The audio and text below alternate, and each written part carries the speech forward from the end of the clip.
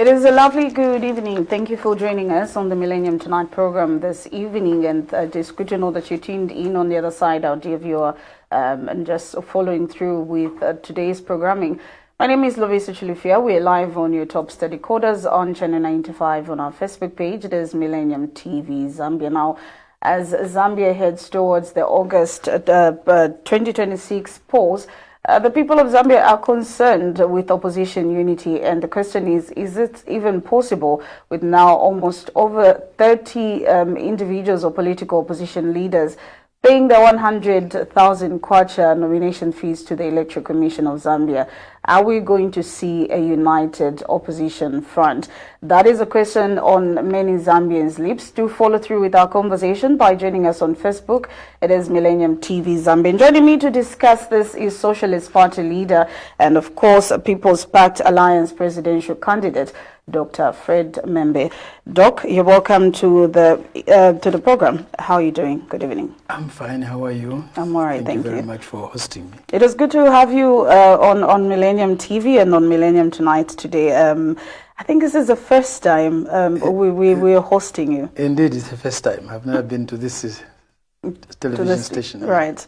All right. It is good to have you in studio, Doc, and maybe let us just quickly get into our conversation and talking about opposition unity. Is it a strategy for power or is it in national interest? But let us start with talking about almost 30 opposition political party leaders paying their 100,000 kwacha nomination fees to the Electoral Commission of Zambia. Of course, something that raises concern among us, the people of Zambia, as to whether we're going to see the opposition unite. In principle, there's nothing wrong with the 25, 30 political parties participating. Mm-hmm. That's what the Zambian people fought for in 1990, 1991. They didn't want a one-party state. They wanted a multi-party political dispensation. And a multi-party political dispensation entails having more political parties, having more political players, having more political participants. And they are there. But I can understand the anxiety of people. They want a regime change. And they are putting aside some of the cardinal aspects of a multi-party political dispensation. They want the unity to change the government or to change the ruling party. It's understandable, but that's expedient. And the expediency should not be put above a principle. Because expediency is change, or reasons for expediency is change. However, the people are supreme. The will of the people needs to be respected. The people want a united opposition to change government. I believe the unity is necessary to change, but also it's necessary to develop the country. A fragmented country, politically and otherwise, a disunited nation will have serious problems addressing its challenges. Our people, you need to unite. Our people, you need to unite above politics. And the politician is not the only leader. We have other leaders of our people. Tualikuwa tentungrushi na shimbi. Politician tentungrushi yeka. Tualikuwa tama traditional leaders, Bamwine Mushi, Mfumushi Yesu. They are also authentic leaders of our people. Tualikuwa tabashima people, our religious leaders. They are also authentic leaders of our people. We have the business leaders. We have the trade union leaders. We have the intellectuals or the professionals, which include yourselves, the journalists. You are part of the leadership of this country. By having me here, also, you are trying to shape public opinion. You are also trying to forge the direction society should head. Right. You are even also trying to provide leadership to me. You are trying to guide me to take a certain direction. The issues you are raising, you are also helping to set the agenda for public discourse. So you are providing leadership. And all these leaders need to come together if we have to see the changes that we desire if we have to make the progress we need to make. Tekuchinja fechi panichirete nakateka olipo. Kuchinja emitekere. And the only way to ingachinja emitekere is increasing participation. So we need our people to unite. To unite to bring the political changes they desire, and to unite to bring the economic prosperity they desire. So unity is important, even within a multi-party political dispensation. It may look contradictory, but it's not contradictory. Do you think individuals paying their 100,000 kwacha to ECZ wouldn't want to one day be in the leading roles or leading position or even the top job of the country, especially when we speak about the opposition wanting to unite, but every individual is paying 100,000 to ECZ. That shows that everyone wants to be in the position of power. Now got MP shingi. So 100,000 kwacha timonika kwati ni MP no sana. But of course they've got a constitutional right to participate in the governance of the country. And they should be encouraged to participate. The more people we participate, the better. Or we have participating, the better. The less people we have participating, most of the times is undesirable for our democracy. And it's a young democracy. People are trying to find their feet in it. But at the end of the day, given the situation the country is in, I would desire for more unity in the opposition. And that's what we have been working for. We went to Congress at the Socialist Party in September 2024. Congress ordered us, at the leadership of the Socialist Party, to go and work with others, to go and forge alliances with others, to go and create pacts with others. So we are trying to fulfill that mandate. And in fulfilling that mandate, we have met most of the opposition leaders. And we have tried to seek ways to work together, to cooperate together. And that's how we found ourselves in the People's Pact today. Well, of course, which you are presidential candidate. Are you meeting with other opposition political party leaders to join the People's Pact, or in a bid for you to probably join there? Because we've got a lot of alliances. We've got a newly formed alliance which is called the CF Orange Alliance. We've got the Tonse Alliance, the People's Pact. We've got WAZA and other alliances. Are you meeting with the other opposition political party leaders in a bid to join them, or for them to join the People's Pact? When you are seeking to work with other people, it's better to go there without conditions. And we have gone to others without conditions. We have gone to others to ask them to find ways together to cooperate, to work together. So we have not gone to invite them to join us or to join them. We have gone to seek a way, the best way possible to work together, to unite. It can be us joining what they're doing. It can be them joining what is there already with us. It can be forming a new apparatus or organization to work under. So it's open. There are no conditions. The only thing that we're seeking that is constant is the desire to work together. With what the opposition is looking at currently, Dr. Membe, would you say that the people of Zambia are fully confident that the opposition, with obviously others having ambition that they're going to return power in the August 2026 election, and others also feeling that come August 2026 they're going to remove the UPND government from office?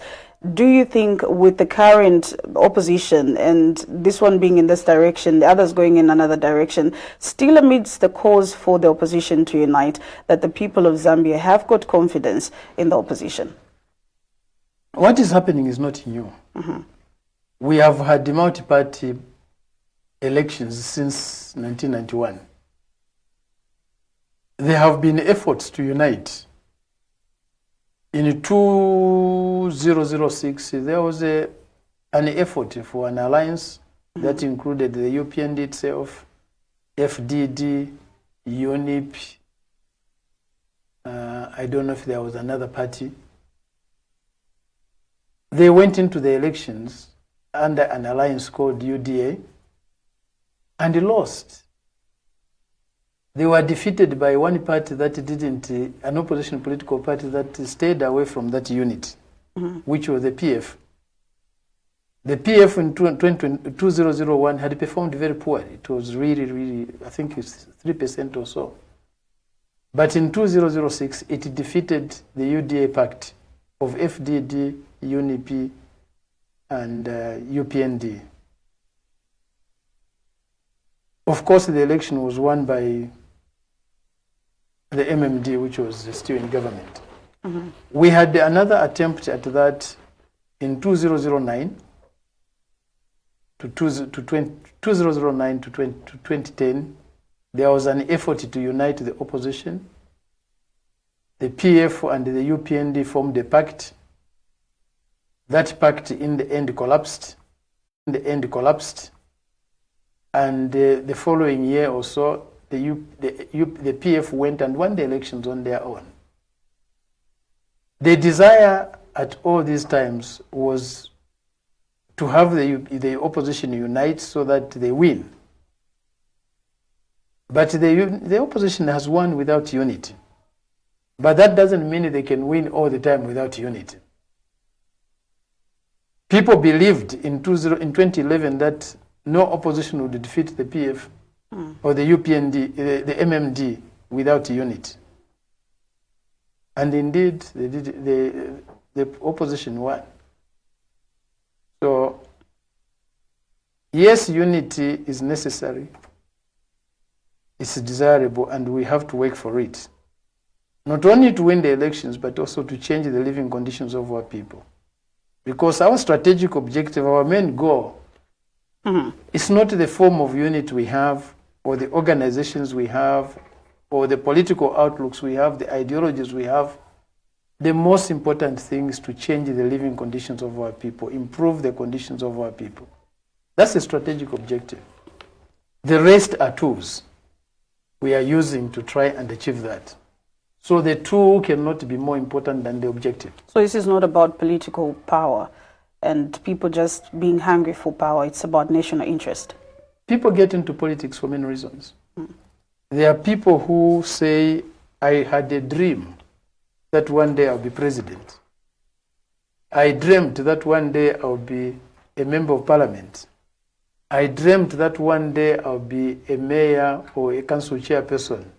I dreamt that one day I'll be a councillor. And they go and try to pursue that. There are others who wake up and feel it needs to take a certain direction and let me be part of the agents to change that. So people get into politics for different motivations. But political ideas are worthless if they are not based on selfless sentiments. Likewise, selfless sentiments may also be worthless if they are not based on correct ideas, correct and fair ideas. So the motivation matters. If you are getting into politics for personal aggrandizement, for personal glory, your objectivity, your decisions get impaired by that. In my experience over the last few months of meeting with fellow opposition leaders, there are very few of them who are thinking about the people. The main focus is me. What is in it for me? What do I become? What position do I have? Who becomes the candidate? I want to be the presidential candidate. I want to be the running mate. I want this or that. That's the main talk. The category people is not there. So I'm glad that you, sorry to cut you short, Dr. Membe.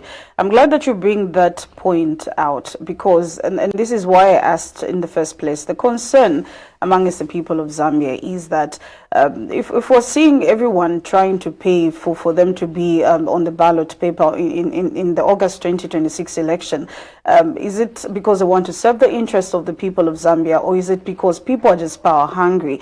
And this is why we ask, is an opposition front even possible ahead of the 2026 polls? Now that you bring out that point of you meeting with other leaders and you've seen that some of them are just, looking at themselves and wanting to be presidents and wanting to be running mates.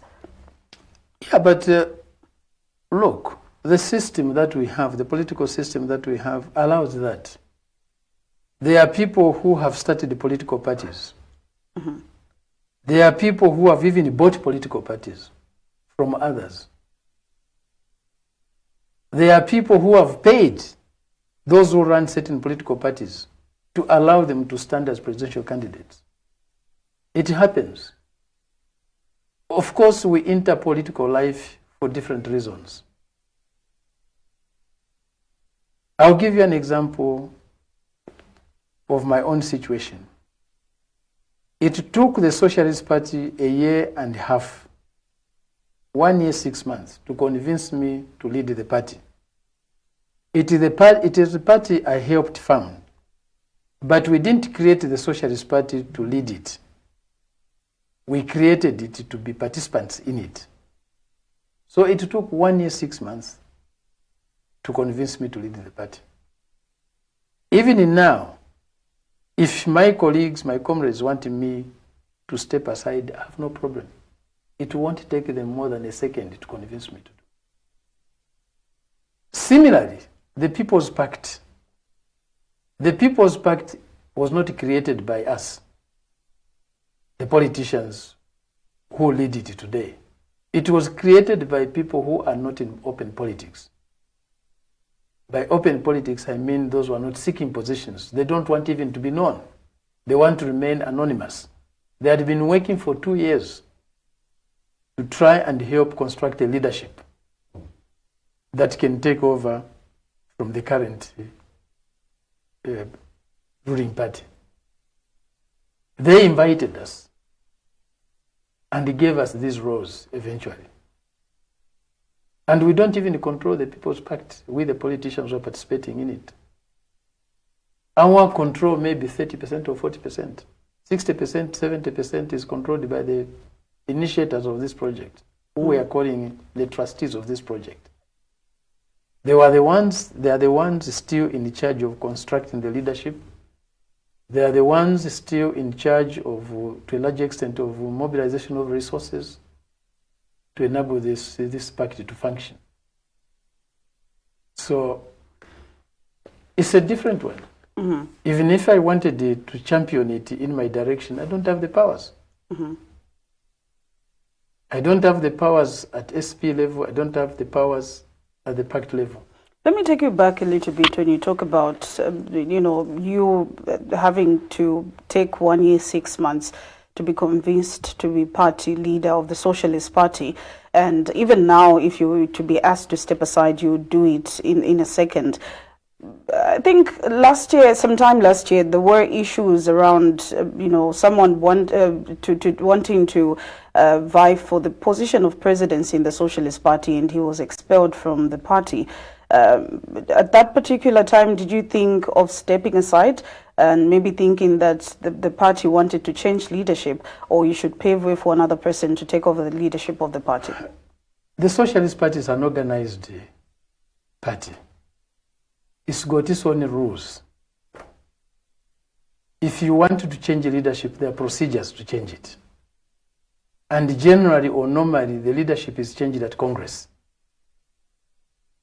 It's not a one-person job. You don't just stand up and say, I'm changing the leadership of the ward. I'm changing the leadership of the constituency. I'm changing the leadership of the district. I'm changing the leadership of the province. I'm changing the central committee. I'm changing the Politburo. I'm removing the president of the party.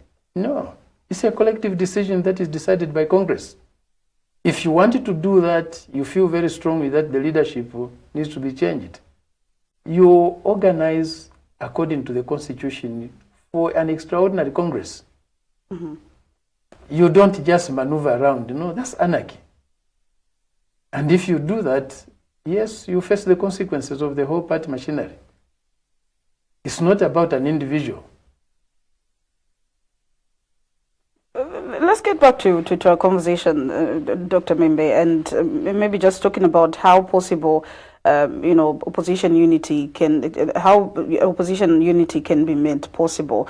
I think 99 days before Zambia decides once again, how are you going to ensure and what role are you going to play in ensuring that opposition political party leaders, even or alliance leaders, also come together and form an opposition front? Unity is not an easy thing. And it's not an easy thing just for the politicians. It's difficult for everybody. It's difficult for the workers' organizations. Today we have a proliferation of trade unions, starting at the confederation level. We have more than one confederation of workers. We used to have one industry, one union. Today, in every corner of an industry, there's a union. Is that the ideal situation? Democratically, yes, people have the liberty to do so. For us who support the workers' cause, we feel it's weakening the workers. They would do much more better if they were united in one single union in an industry. Their bargaining power will be much higher because they will be able to strike meaningfully. We would like to see a united Christian church. Look at the number of Christian churches today. Even the mother bodies in this country, we have three Christian mother bodies. And in those mother bodies, there are so many churches. Within the evangelical fellowship, look at the number of churches that are there. CCC, look at the number of churches. In the beginning, we had one Christian church. We had one Christian church, which was founded, or which Christ left us. Is it desirable? I don't know. Do we need that unity? Yes, we do. So there are so many things where unity is needed, but it's not there. The politics, yes, in a multi-party political dispensation are also difficult to unite. For the reason that people come to politics for different reasons. Right. And to change their aims, to change their goals, to change the reasons why they got into politics, it's not easy. If somebody got into politics to become a president, they have sold their house, they have spent their money to become presidents. At the last minute, you tell them, no, you can't be on the ballot. Are they going to listen to you? Very unlikely. So we do have that. There are those who have come to save the people. It's easier to deal with those. It's very easy to deal with the people who have come purely for service to the people. Because what they are interested in is the welfare of the people and how that can be achieved. It's not much of an issue. With or without them, the people must move forward. With or without us, we want to see progress in the living conditions of our people. And when you pay attention to the difficulties our people are going through every day, you cannot stand in the way of a method, of an approach that will help reduce the challenges our people are facing. We have very high poverty levels today, extremely high poverty levels. If you look at the statistics from Zamstats, the average national poverty level now stands at 60% plus. In 2022, June, July, the survey that was carried out gave us average national poverty of 60%. But I can tell you it has gone beyond that. Some people are estimating it at about 70 now. The average rural poverty today stands at 78. 76.8%. Before June, July 2022, it was 76.6%. Average urban poverty has moved from 23.4% to 31.8% today. Poverty in Lusaka, the capital city, has moved from 20.2% to 27%. Poverty in the industrial hub of Zambia, the Copper Belt, has moved from 30.80% to 35.9%. These are not mere statistics, there are people behind them. There are women who can't sleep for long. They sleep 1 hour, 2 hours, and because they are not resting, their bodies can't take it much longer. The sugar levels start to shoot up, the hypertension levels start to go up uncontrollably, and we lose them in some cases. And some can't cope with the challenges of life. They take their lives. Many of our workers today, especially the civil servants, are in a debt trap. Payday is the saddest day, because on payday they have to run around to go and borrow from Shylocks of all forms, of all sorts, of all hues. Some of them end up taking their lives. They can't cope. We are losing people. Depression is setting in. Mental health problems are on the rise. I was reading a report today on the Copper Belt, I think it was Ndola Hospital, that is receiving about 500 mental illness cases every month. All right. So these are challenges, they are serious challenges. And on top of that, the population is not static, it's growing. And it has increased. We are producing more children every year. The population growth rate today, the national average is 3.5%. Urban population growth rate is averaging 4%. So it means in 12 years or 15 years' time, the population of Zambia will double. Today we have it's estimated at 22 million Zambians. In 12 to 15 years, we'll have not less than 44 million Zambians. How are we going to look after them? We are failing to look after 22 Let's million. talk about what are they going to eat? Let me just finish this. What are they going to eat? What program do we have in terms of food production to feed a doubled population in 12 to 15 years' time? When we are failing to feed 22 million people today, what program do we have? What magic formulas, magic solutions do we have? What about housing? Bakalala kwisa. Inchito shikafuma kwi. How is the transport situation going to be? Education, health services, water and sanitation.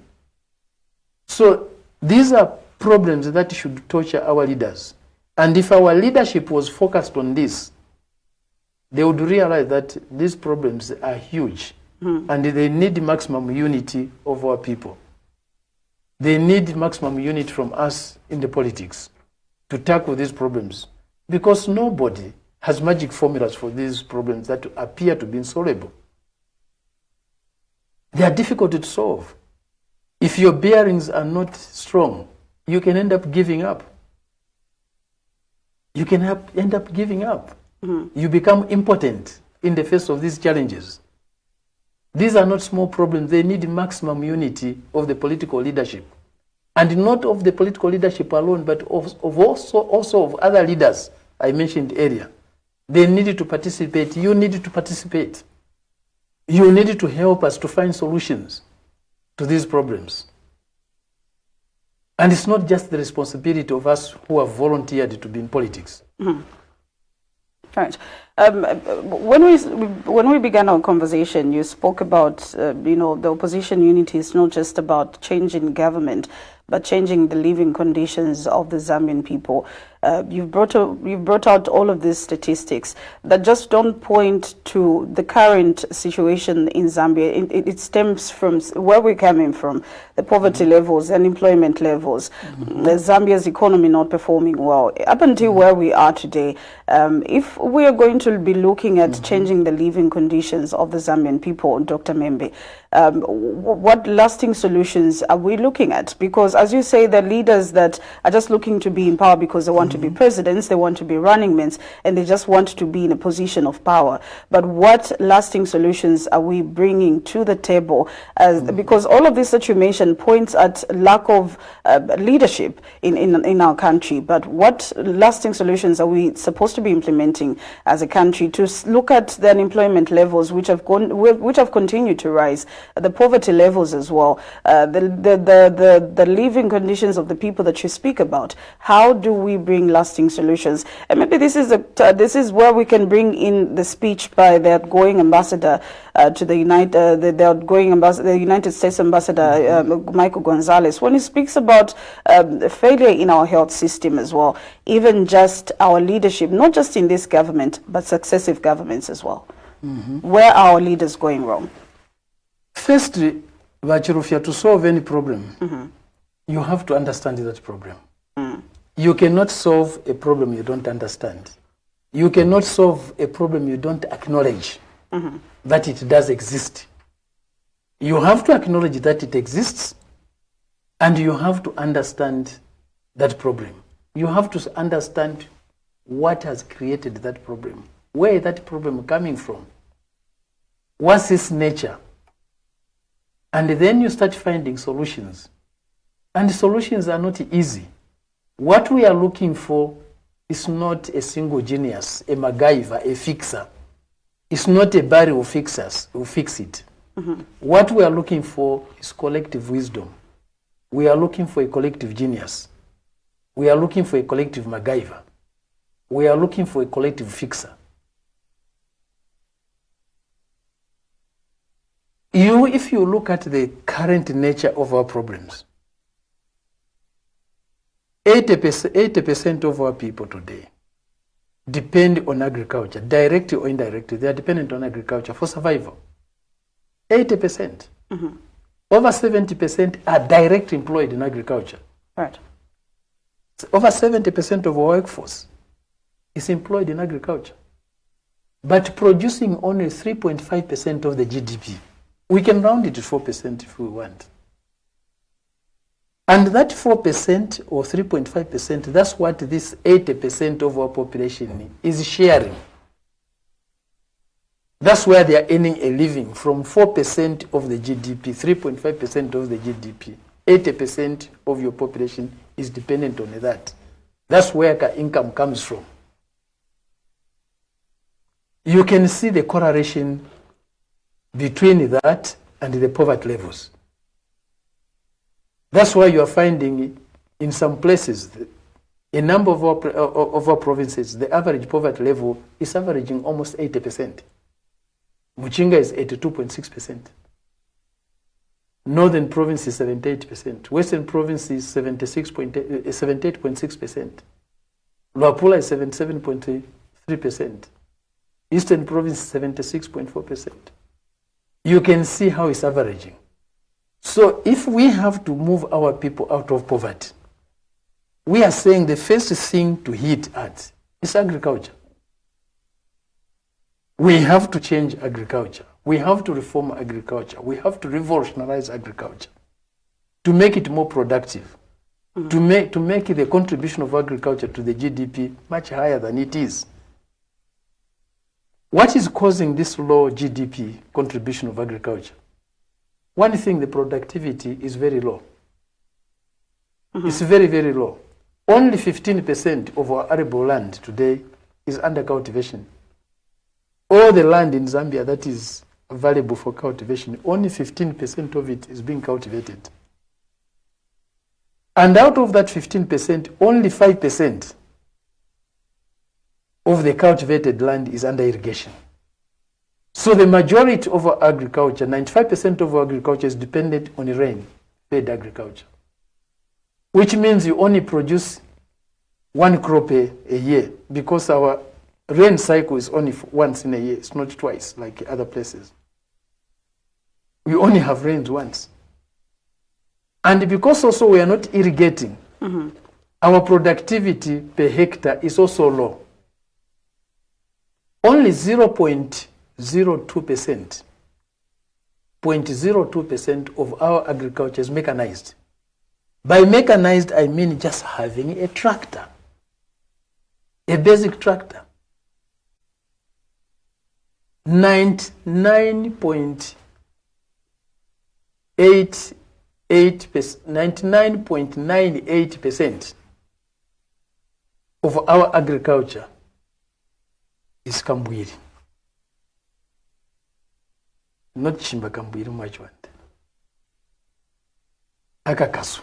In the 21st century, you want your agriculture to be dependent on Kambwiri. How much do you produce with a hoe? You can understand why the yield per hectare is so low. And also availability of the fertilizers, especially the chemical fertilizers we're using. If per hectare you're applying a fertilizer that is much lower than you should, the yield per that hectare will be low. Hence, the low contribution of agriculture to GDP. We need to change that if we have to improve the living conditions of our people. And also, it means our budgetary allocation to agriculture must be higher. In the People's Pact, we are saying we'll allocate 10% of our budget to agriculture. Even that is still very low. To increase it, we have to socialize agriculture production. To increase it a little bit. How do we then revolutionize the agriculture sector? You talk about 15% of our arable land is what we are using just for agriculture purposes. 5% of it is under irrigation, and 10% is dependent on the rains. And in an event, 95% of it is dependent on the rains. In an event that we have a drought, we are in trouble. Like we had in 2024, in an event that reoccurs. I know that the UPND government has called for even the Zambia National Service to get into intensive agriculture through irrigation, even just the people of Zambia in general. But moving forward, as you're saying that we're only focusing on 5% of irrigation farming, how do we then get to prepare even in times of drought as a country that we are not affected? In fact, drought is just the extreme one. Even simple things of just rain delayed. Instead of starting a month, in the month it should start in, it's delayed for a month, you have a problem. Even the rain finishing a month earlier than it should finish, also, you are in problems. Even fluctuations during the rain season. In the middle of the rain season, the rain disappears for a month. You are gone. So you don't need a total drought. Again, that's why we are saying this is 21st century. We can't depend on the primitive agricultural methods. As a developing country, how do we modernize our agriculture sector? If you don't modernize your agriculture, you will never solve the problem of unemployment. And modernizing agriculture, it means pushing in more of your resources. Any more from mining, and push those high earnings into agriculture.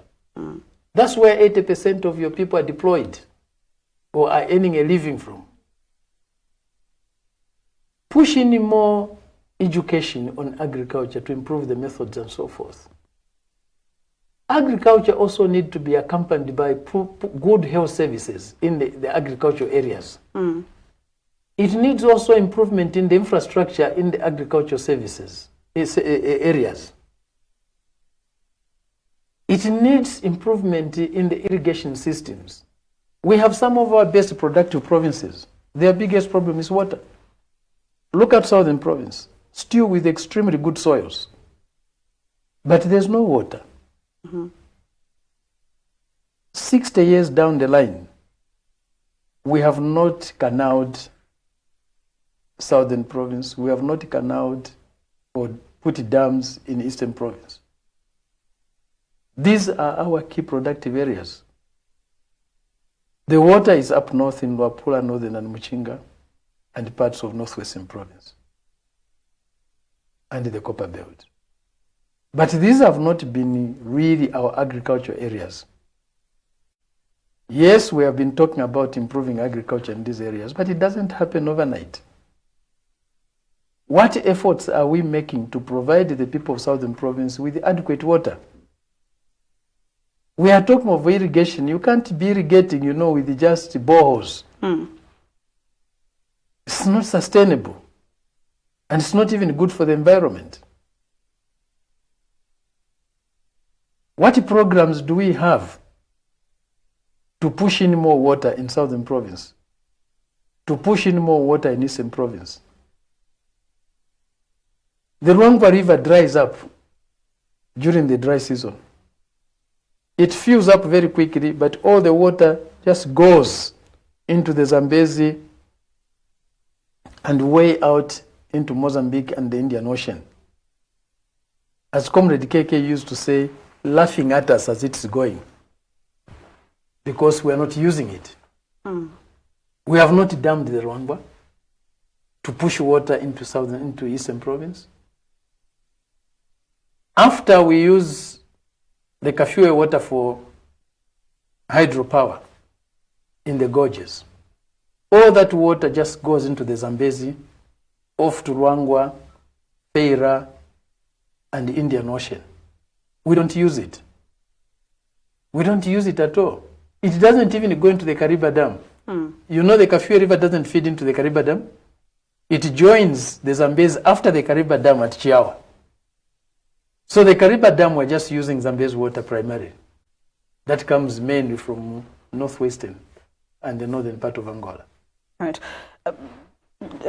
Doc, I know that obviously time is not on our side, but let us talk about, just quickly touch on some of the ideologies of the People's Pact, and what sort of leadership are you bringing different to Zambia? Firstly, the groups that are in the People's Pact have got their own outlooks, they've got their own ideologies. But the People's Pact is not about ideologies. It's about a national agenda that is common to all of us. What we have done, we have put aside our own programs as parties. The Socialist Party has not gone into the People's Pact with this program or with this ideology. It has gone there on the agenda of a national purpose. What is it that we want to do together in the next 5 years? The most important thing in the next 5 years is to tackle the basic things that our people need to improve their living conditions. One is education. We are in agreement that we need to put at least 25% of our budget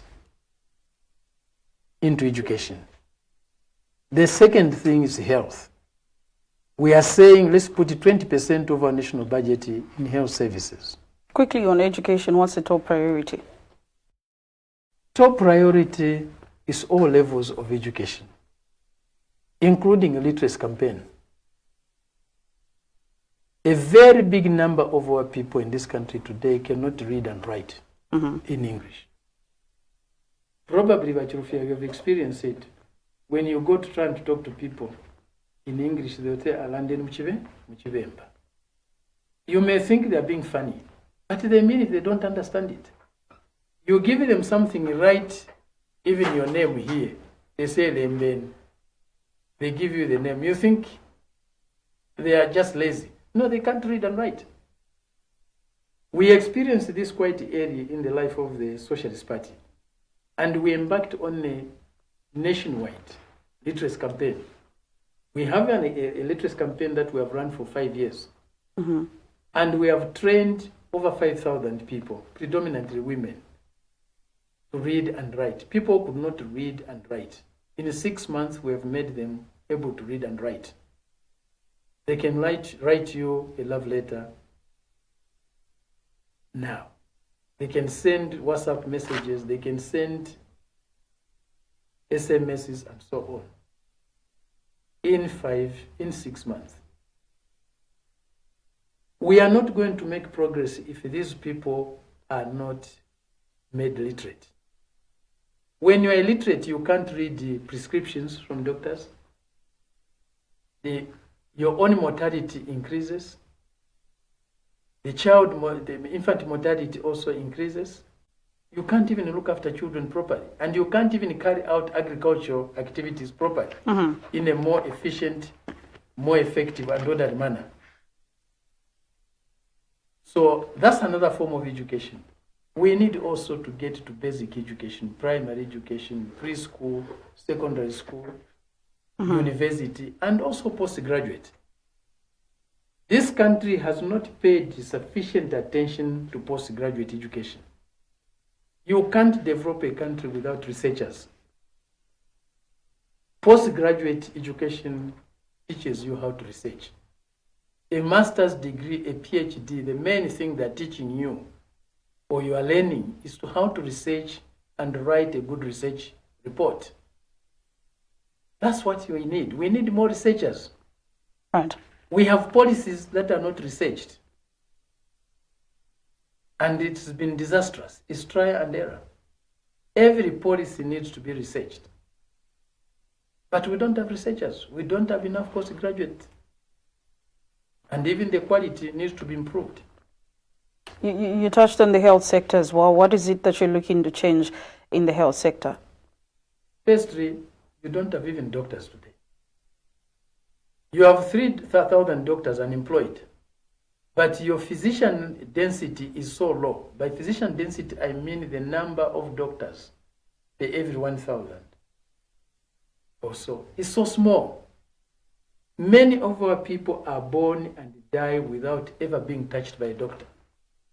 When they talk about a doctor, they are talking about a clinical officer or a male nurse. Many of our health centers, many of our clinics and rural hospitals do not have doctors. And because of that also, it has increased our maternal mortality rate. By maternal mortality rate, I mean the number of women dying trying to give us babies.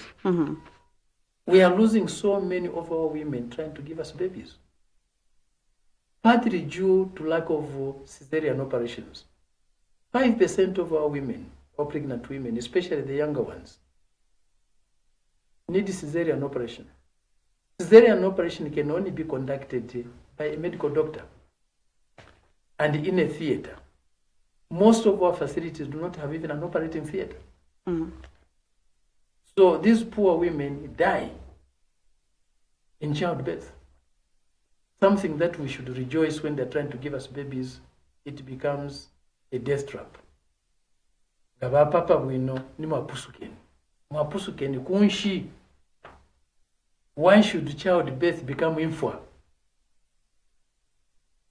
Become a death trap. Something we should rejoice in. In a civilized society, when a woman conceives, there's a celebration. When a woman gives birth, there's joy.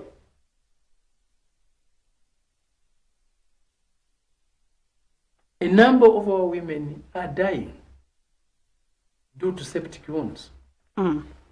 When that 3 kg baby comes out of that narrow canal, it causes injuries to the woman.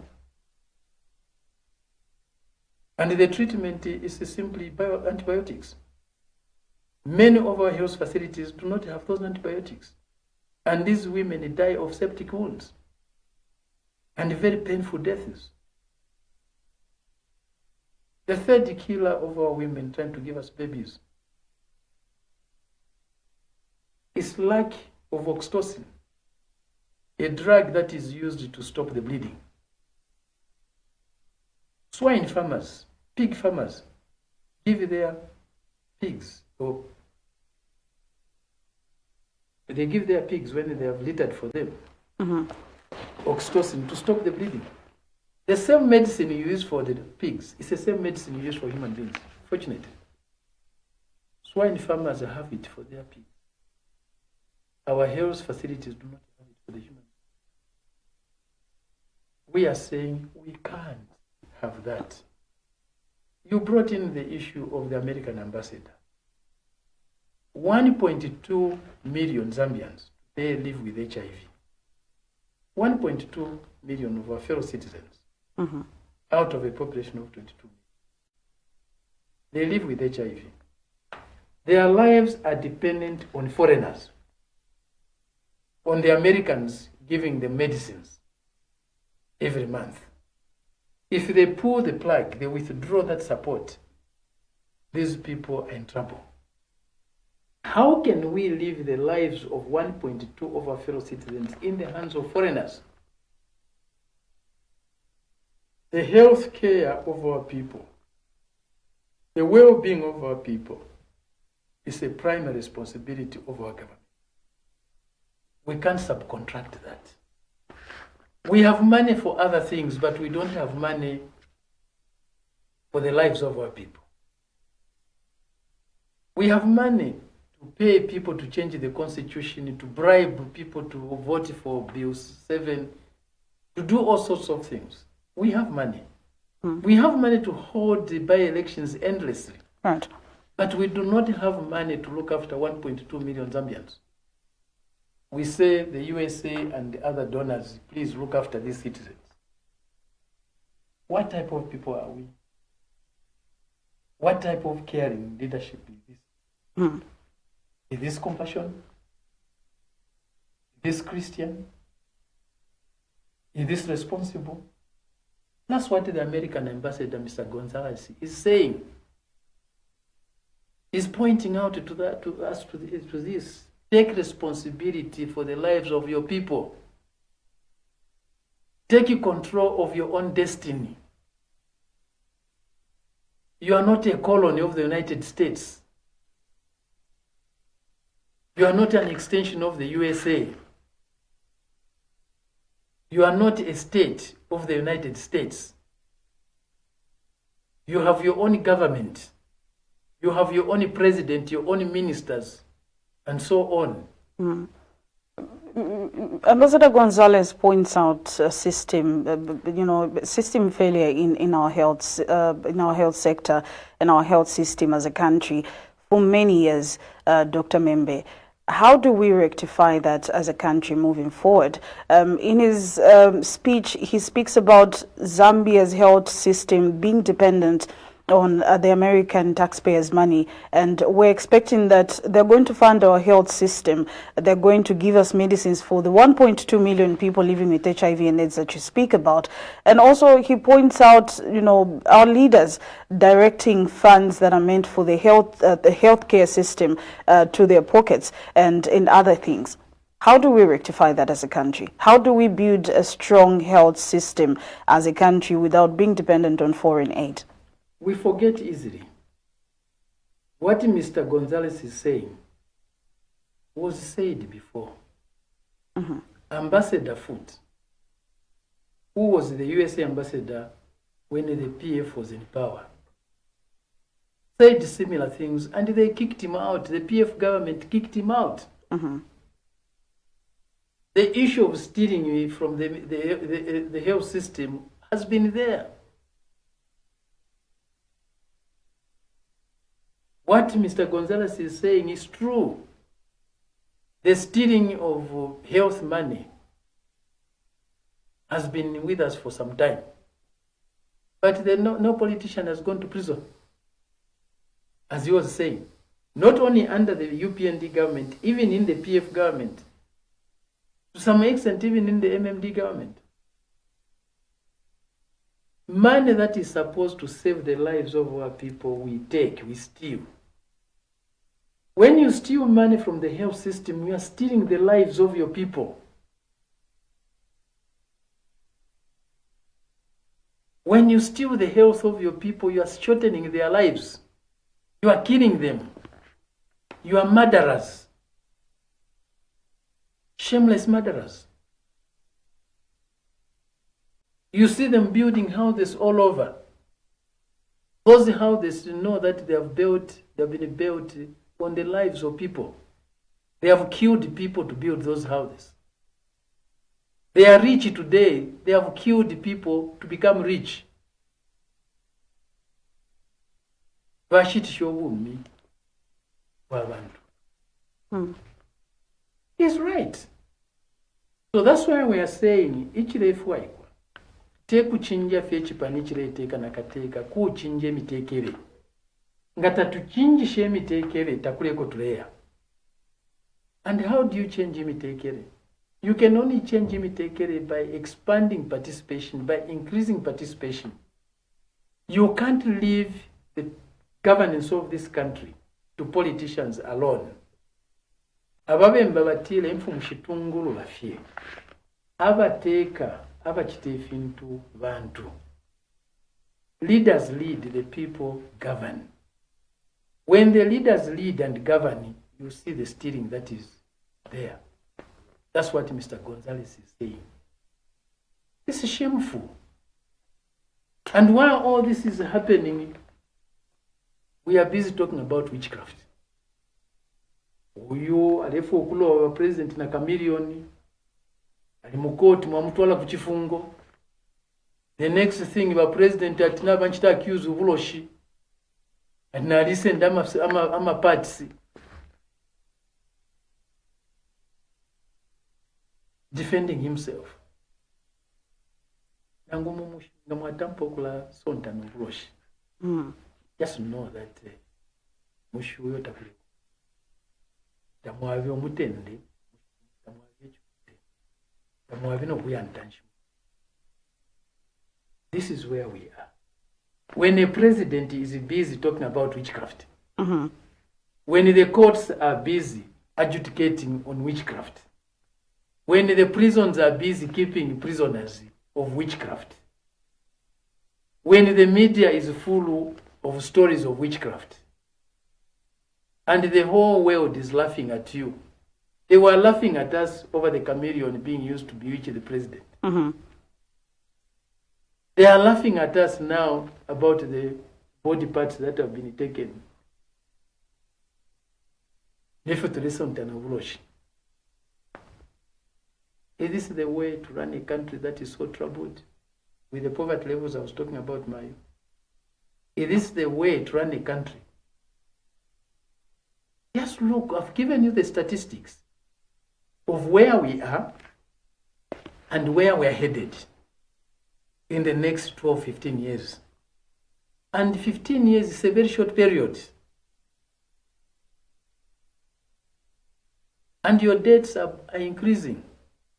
You are patting yourselves on the chest saying we have rescheduled the debts. You know what debt rescheduling is? You say you pay it next year. Iwe now ishibati next year to akafikeko. Washila aba na problem. And you are not even increasing their capacity to generate more income so that next year they are able to pay. We are leaving all these problems for the future generations. And in the meantime, we are misusing the resources, the mineral resources that those young people, the future generations, are supposed to use to clear those debts. And we are not even stopping borrowing. We are pushing the debts to tomorrow so that we can borrow today. We are creating debt capacity by deferring the debts, by postponing the debts. We create debt capacity. Debt capacity is your ability to go and borrow. Because we have pushed everything from today, we can go and borrow. But even today, 30% of our budget is going to debt service. Right.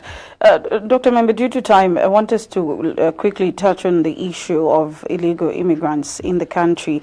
Just a week ago, about 111 illegal immigrants were apprehended by the Drug Enforcement Commission and I mean the Department of Immigration in a separate operation in Southern Province as well as Eastern Province. Maybe as leader of the People's Pact, let me get where your mind is at with regards, illegal immigrants, because this is not the only operation. Even just in the past weeks, we've heard of other apprehensions by the Department of Immigration. Illegal immigrants Of many illegal immigrants. Which countries are they coming from? Others are Rwandese, others are Somalians, and other countries. So, Rwandese, Tanzanians, Congolese, Angolans, Namibians, Swanas, Zimbabweans, Mozambicans should be arrested in Zambia for being in Zambia.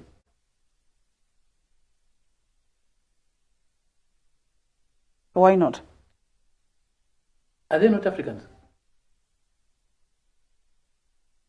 Our national anthem says Africa is our motherland. It doesn't say Zambia is our motherland. It says Africa is our motherland, fashioned with and blessed by God's good hand. We were not there in Berlin in 1884, in December 1884 to about May 1885, when these boundaries were being created. Some of them, the boundaries passing in the middle of a village, they were just drawing with the rulers, not knowing the boundary they are putting is passing in the Tumbuka village, in a Namwanga village, in a Membe village, in a Tabwa village, in a Mbunda village, in a Lunda village, in a Luvale village, in a Lozi village, in a Tonga village, in a Chikunda village, in a Nsenga village, in a Chewa village, in a Tumbuka village. You find the next day you have relatives in Malawi who are Tumbuka. You have relatives in Malawi who are Chewa. You have relatives in Mozambique who are Chewa, who are Nsenga. You have relatives in Zimbabwe who are Tonga, who are Goba, who are Chikunda. You have relatives in Mozambique, in Namibia, who are Subia. And you are Subia in Zambia, or you are Lozi and they are Lozi that side. You have Mbundas in Angola. You have Mbundas here. You have Bembas in DRC. You have Bembas here, and so on. Let's not be stupid and get into homophobia. Xenophobia, I mean. Let's not get into xenophobia. Africa is for Africans. We are not complaining about the Lebanese. We are not complaining about the Chinese. We are not complaining about white people who are here, Europeans. They are welcome. Americans are welcome. The only people we don't want here is Africans. Should it be okay for immigrants to move into another country without proper documentation? What's wrong with you harmonizing that? You want regional integration. Regional integration for who? You want SADC, you want COMESA for who? For goods. And who is producing those goods? Transnational corporations. Even goods, produced by ourselves, can't even move freely. Our relatives can't freely sell their cassava in DRC. They can't sell their goats freely in DRC. But products by transnational corporations are moving freely. Our people can't move freely. What type of regional integration are we talking about? The problem with us black people, with us Africans, we don't love ourselves. The first love is self-love. We love other people, but we don't love Africans. We hate Africans. Look at the embarrassing situation that is going on in South Africa. I was reading Botswana now retaliating against South Africa over xenophobia. Borders being closed, this and that being done. Is that the way we should move into the future? How are we going to unite when we hate each other? There are better ways to deal with the people. There are no illegal immigrants in Rwanda here. This is their country. This is their homeland. Unless we want to change our national anthem, let's change it. We should not join in this stupid xenophobia. We can find better solutions to integrate and make our people feel at home. Right. Dr. Membe, Africa is for Africans. I'll ask you to give us your closing remarks. We have challenges now, huge challenges, especially about the cost of living. We have to find solutions. The unity of our people, especially today, the unity of our people in politics is needed. We need to increase participation, but participation can be increased with unity. When you have big challenges, you unite. If you have a heavy load to pull, you unite to pull it or to push it. What you can't push by yourself, you need other people to help you push it or pull it, isn't it? And the challenges we face today, none of us can solve them by oneself. None of us. And let's make this country a better place for all of us. If this country is not good for all of us, it will not be good for any of us to live in. Again, every night has this morning. It gets dark sometimes, but the morning comes. The problems look insurmountable. But let's not lose hope. With hope and faith, we can move mountains. We can overcome all the challenges we face. With God's grace, nothing is impossible. Let's not give up. Let's unite, face the challenges. With faith and a good plan, we'll succeed. Dr. Membe, thank you so much for coming through to the program. It's been a pleasure having you. Thank you very much. All right. We come to the end of the Millennium Tonight program. Joining me on set was Socialist Party leader and People's Pact Alliance presidential candidate, Dr. Fred Membe. As we're looking at opposition unity, is it a strategy for power or is it going to be done in national interest? My name is Lovisa Chilufia. Thank you so much for tuning in. Do have yourself a good night.